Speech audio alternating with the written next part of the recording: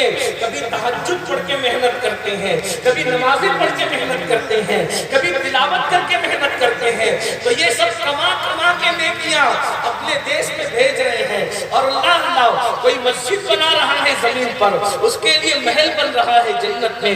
کوئی مدرسے کا تعاون کر کے مہمانان رسول کی خدمت کر رہا ہے تو جنت میں درجے بلند ہو رہے ہیں. یہ بن رہا ہے، وہ بن رہا ہے، وہ بن رہا ہے. ایک وقت آئے گا یہ پردے چھوڑ کر جب دیش کی طرف لوٹنا ہوگا، جسے آخرت کہتے ہیں، وطن کی طرف لوٹنا ہوگا. ہر مسلمان تو کہتے ہیں جب کوئی انتقال کرتا ہے انا للہ و انا الیہ راجعون، ہم اللہ کے ہیں اور اللہ کی طرف لوٹ کے جانا ہے. آئے کہ اللہ کی طرف سے، جانا بھی اللہ کی طرف ہے. مگر مسلمانوں ہمیں آنا تو یاد ہے کہ ہم پیدا ہوئے، مگر ہمیں جانا یاد نہیں رہا کہ جانا بھی ہے. اس دنیا میں دل لگانے والوں، دنیا کے اندر ڈوب کر خدا کو ناراض کرنے والوں، رسول اللہ سے رشتہ کمزور کرنے والوں، ایک دن اس دنیا سے چلے جانا ہے. موت کی تلواریں جو ہمارے سروں میں لٹک رہی ہے بہت جلدی سے وہ جسم اور روح کے اندر تفریق کر دے گی. جانا ہے بھائیوں، ضرور جانا ہے. پتہ نہیں کون کب جائے گا. اللہ اکبر، سوچو تو صحیح کہ کیا قانون ہے، قدرت کا دستور کیا ہے. آنے والے آدمی تو ترتیب سے آتے ہیں، پہلے دادا آئے گا، پھر ابا آئے گا، پھر بیٹا آئے گا، یہی ہے نا، پھر پوتا آئے گا. ترتیب آنے میں تو ترتیب ہے، جانے میں کوئی ترتیب نہیں ہے. کس نے کہا پہلے دادا دنیا میں آیا تھا تو دادا ہی دنیا سے جائے گا؟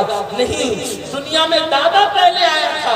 باپ بھی جا سکتا ہے، خود بھی جا سکتا ہے. اس لیے ہر وقت تیاری کرو، ہر وقت خدا کو راضی کرنے کی کوشش کرو. اور جو تیاری کر لیتے محنت کر کے، وہ نیکیاں جو اپنے دیش میں بھیجتے ہیں، جب موت کا فرشتہ آئے گا وہ سوچے گا ذرا جلدی کرو. اس لیے کہ دنیا میں کہ میں ملک سے بے ملک ہوا تھا تو بیوی کا پیار دیکھنے کے لیے لوٹا، ماں باپ کا پیار دیکھنے کے لیے لوٹا.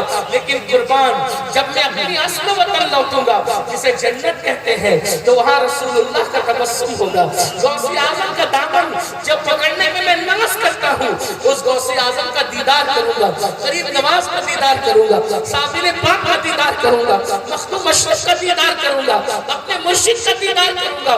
جنت میں جس بزرگوں کی زیارت کی تمنا کرو گے اس بزرگ کی زیارت کر لو گے. تو انسان سمجھتا ہے جلدی کرو، جلدی کرو، جلدی چلو.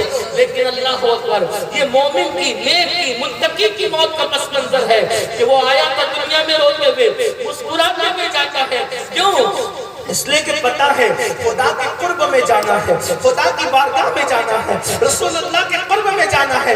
اسی لیے تو بلال حبشی وصال رسول کے بعد پوری زندگی کبھی نہیں مسکرائے.